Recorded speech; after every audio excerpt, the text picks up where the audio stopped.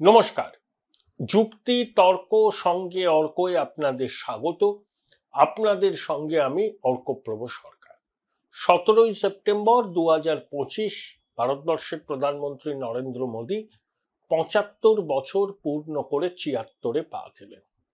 সমাজ মাধ্যমে এটা নিয়ে রীতিমতো হইচই। সেলিব্রিটিরা থেকে শুরু করে সাধারণ মানুষ সবাই মোদীজিকে অভিনন্দন জানিয়েছেন। শিল্পপতি মুকেশ আম্বানি বলেছেন যে অবতার পুরুষ, তিনি 3 দশকেরও বেশি সময় ধরে নরেন্দ্র মোদীকে খুব কাছ থেকে দেখেছেন এবং তার দায়বদ্ধতা, সংকল্প, দেশের প্রতি ভালোবাসা যার কোনো তুলনা হয় না। বিজেপি পক্ষকাল ব্যাপী সেবা উৎসব করছে নরেন্দ্র মোদীর জন্মদিনকে উপলক্ষ করে। ডোনাল্ড ট্রাম্প ফোন করে নরেন্দ্র মোদীকে অভিনন্দন জানিয়েছেন, আমার বন্ধু মোদী বলে সম্বোধন করেছেন। নরেন্দ্র মোদীও প্রত্যুত্তর দিয়েছেন। ভ্লাদিমির পুতিন অভিনন্দন জানিয়েছেন। আরএসএস এর মুখপত্রে বিস্তারিতভাবে নরেন্দ্র মোদীর 75-এ পূর্ণ করে 76-এ পা দেওয়ার বিষয়টা উল্লেখ করা হয়েছে। দেখুন, পণ্ডিত নেহেরুর পর নরেন্দ্র মোদী একমাত্র প্রধানমন্ত্রী যিনি টানা 3টে নির্বাচন জিতে দেশের প্রধানমন্ত্রী হয়েছেন। তার যা ফিটনেস, যে কোনো 18-19 বছরের তরুণ তরুণীও লজ্জা পাবে। তিনি দিনের মধ্যে অন্তত 16 ঘন্টা কাজ করেন, 4-5 ঘন্টা ঘুমন, পরিমিত আহার করেন, ধ্যান করেন, যোগাভ্যাস করেন এবং নিজেকে ফিট রাখতে গেলে যা যা করার তাই করেন। কারণ নরেন্দ্র মোদী জানেন যে এই স্বাস্থ্যই সম্পদ। আমরা বলতাম না, তার স্বাস্থ্যই তার সম্পদ। যেভাবে এক রাজ্য থেকে আর এক রাজ্যে গিয়ে একের পর এক সরকারি প্রকল্প সঙ্গে নির্বাচনী সভা করেন, বিদেশে যান, ফিরে এসেই পরের দিনই চলে যাচ্ছেন কোনো রাজ্যে, তার ফিটনেস যে কতটা অকল্পনীয়, আমরা সাধারণ মানুষ ভাবতে পারবো না। এটাই তার প্রমাণ। এখানে বয়স কিন্তু কোনো ফ্যাক্টর নয়। দেখুন, আদবানিজি অবসর নিয়েছিলেন কবে? যখন তার বয়স হয়েছিল 86। মুরলী মনোহর যোশী 82 বছর বয়সে।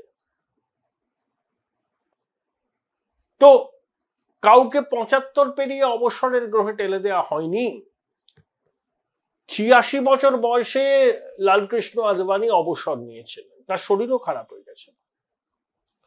তাই 75 বছরে অবসর নিতে হবে।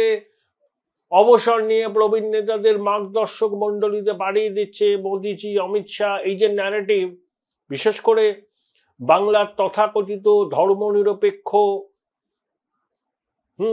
মিডিয়া করে, যাদের রন্ধ্রে রন্ধ্রে ওই সেকু মাকু ঢুকে আছে, যারা বিজেপি ইকোসিস্টেমটাকে অন্তর থেকে ঘৃণা করে, তারাই এই উদ্ভট ন্যারেটিভটা তৈরি করেছে। এখন প্রশ্ন হলো, আপনি নরেন্দ্র মোদীকে অথরিটেরিয়ান বলতে পারেন, আমি এগ্রি করি তিনি অথরিটেরিয়ান। তিনি একই সঙ্গে বিজেপির 80 সাল থেকে বিজেপি তৈরি হয়েছে, বিজেপির সব থেকে বড় নেতা। কেউ কোনোদিন ভেবেছিল বিজেপির টানা 3টে লোকসভা নির্বাচন জিতে ক্ষমতায় আসবে? ভাবেনি। নরেন্দ্র মোদীর যে বৈশিষ্ট্য আছে, ভারতবর্ষের অন্য প্রধানমন্ত্রীর কিন্তু সেই বৈশিষ্ট্য নেই। আমি নেহেরুজি থেকে শুরু করে শাস্ত্রী, গুলজারিলাল নন্দা, ইন্দিরাজি, মোরারজি ভাই, আবার ইন্দিরাজি, রাজীব,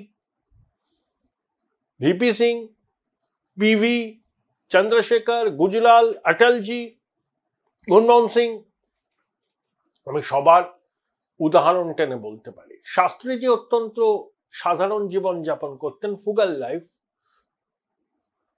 কিন্তু নরেন্দ্র মোদীর জমানা 11 বছরের বেশি সময় তিনি প্রধানমন্ত্রী।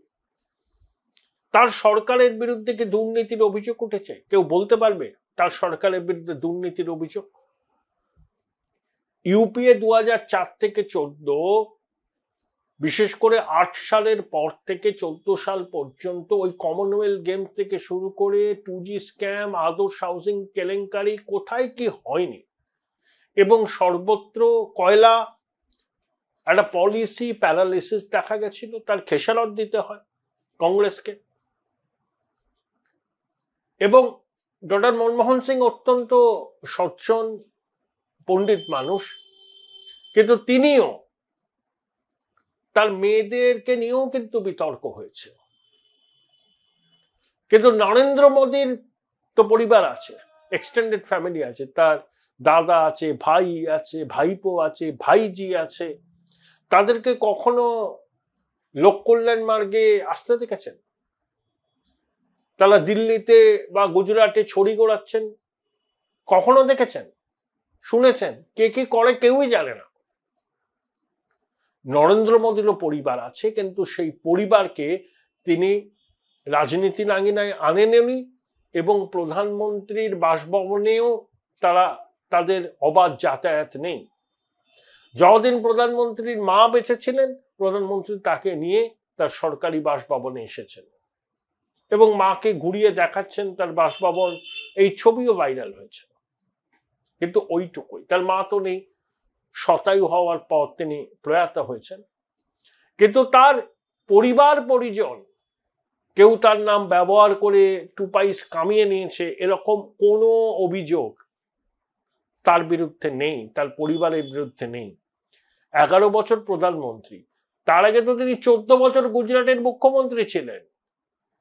তখনও তার পরিবারের কোনো সদস্যের বিরুদ্ধে কোনো রকম অনৈতিক কাজের অভিযোগ ওঠেনি। এটা প্রধানমন্ত্রী নরেন্দ্র মোদীর একটা বিরাট বড় অ্যাডভান্টেজ। দেখুন, তিনি তথাকথিত মেইনস্ট্রিম মিডিয়ার সঙ্গে খুব একটা সম্পর্ক রাখতে চান না। বিশেষ করে গুজরাট দাঙ্গার সময় মেইনস্ট্রিম মিডিয়া যেভাবে তাকে অ্যাটাক করেছিল, নরেন্দ্র মোদী সেটা মনে রেখেছেন। কিন্তু তা বলে কি তার বক্তব্য দেশের মানুষ জানতে পারে না? পারে। সমাজ মাধ্যমকে কিভাবে ব্যবহার করতে হয় সেটা নরেন্দ্র মোদীর কাছে শিক্ষণীয়।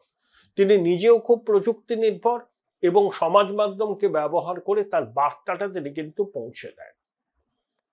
অনেকে বলেন যে আরএসএস যেরকম সাধারণ জীবনযাপন করুক স্বয়ংসেবকরা, সেটাই চায়, মোদিজি ব্যতিক্রম। হ্যাঁ, মোদিজি খুব দামি ব্র্যান্ডের সানগ্লাস পরেন, তার কলম নিয়ে তার শৌখিনতা আছে, ঘড়ি নিয়ে তার শৌখিনতা আছে। তিনি দীর্ঘদিন গুজরাটের মুখ্যমন্ত্রী ছিলেন, প্রধানমন্ত্রী হয়েছেন, তো বেতন পেয়েছিলেন। তার দামি কলম, 2-3টে দামি ঘড়ি, 2-3টে দামি সানগ্লাস কেউ ব্যবহার করতে পারে না? অবশ্যই পারে। আর আরএসএস এর এজেন্ডাকে প্রধানমন্ত্রী তো রূপ দিয়েছেন। 370 বিলোপ, 35 বিলোপ, 3 তালাক বিলোপ, রাম মন্দির নির্মাণ, এগুলো তো নরেন্দ্র মোদী প্রধানমন্ত্রী থাকাকালীনই হয়েছে। তাই আরএসএস এর এজেন্ডা তিনি ফুলফিল করেননি এটা তো বলা যায় না। এবং তিনি বিজেপির বিগেস্ট ভোট ক্যাচার। একের পর এক রাজ্যে বিজেপির যে অশ্বমেধের ঘোড়া ছুটছে, তার প্রধান কারিগর হচ্ছে নরেন্দ্র মোদী। অবশ্যই তাকে সঙ্গত করেন অমিত শাহ। এবার আসুন আমাদের রাজ্যের ক্ষেত্রে। মাননীয় মুখ্যমন্ত্রী কিন্তু সাধারণ জীবন যাপন করেন। তার অতি বড় সমালোচকও বলবেন না যে মুখ্যমন্ত্রী খুব বৈভবে রাস পালন করেন। ছোটবাবু করেন। ছোটবাবু তো রুটলেস ওয়ান্ডার, তিনি বৈভবে রাস পালন করতে পছন্দ করেন।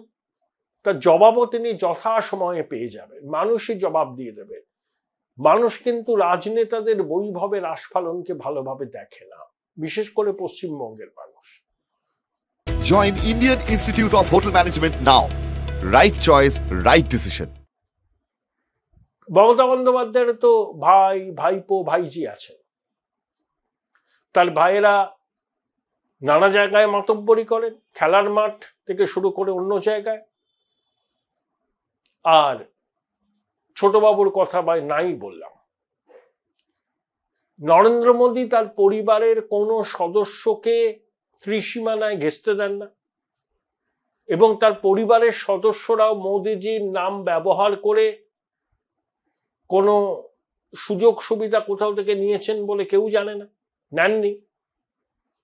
আর আমাদের দিদিমণির পরিবারের সদস্যরা, ভাইরা, ভাইপো, তারা বিগত 11 বছর ধরে কি জীবন কাটাচ্ছেন এরা পশ্চিমবঙ্গের মানুষই জানেন। তাহলে এই খেলায়, জনপ্রিয়তার খেলায়, গ্রহণযোগ্যতার খেলায়, এবং এই পশ্চিমবঙ্গেও নরেন্দ্র মোদীর গ্রহণযোগ্যতা দিদিমণির থেকে বেশি। সারা ভারতবর্ষে তো দিদিমণি কোনো মানে পিকচারেই আসেন না জনপ্রিয়তার নিরিখে। সম্প্রতি India Today Mood of the Nation একটা সমীক্ষা করে, 11 বছর প্রধানমন্ত্রী থাকার পরেও তার অ্যাপ্রুভাল রেটিং 58%, রাহুল গান্ধীর 25%, দিদিমণির বোধহয় 8%।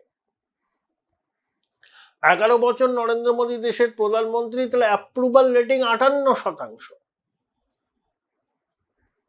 এর থেকে প্রমাণিত হয় আপনি নরেন্দ্র মোদীকে ভালোবাসতে পারেন, হেট করতে পারেন, কিন্তু আপনাকে ইগনোর করতে পারবেন না। তিনি যা করেন তার পিছনে কারণ থাকে, পরিকল্পনা থাকে,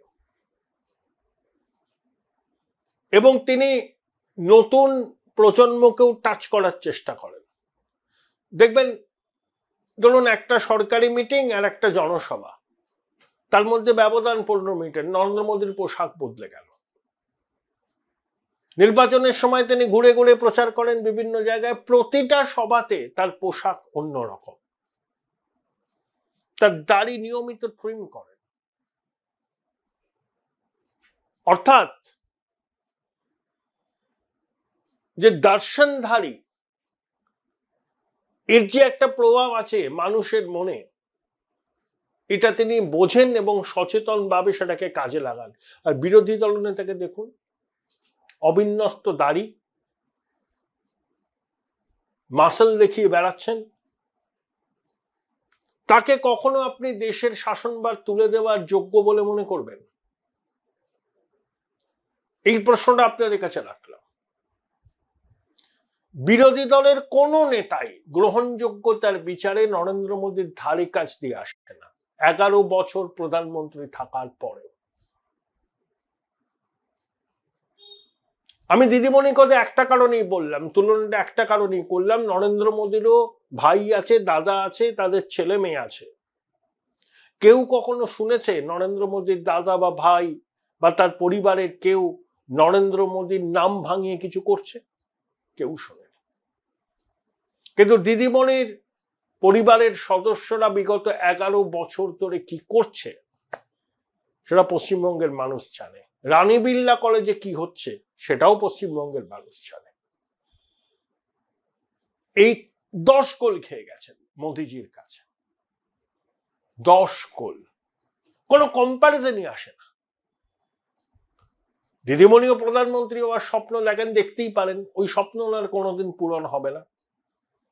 তিনি অনেক কিছু পেয়েছেন, দীর্ঘদিন পশ্চিমবঙ্গ শাসন করছেন এবং রাজ্যটাকে খাদের কিনারায় দাঁড় করিয়ে দিয়েছেন, এ নিয়ে কোনো সন্দেহ নেই।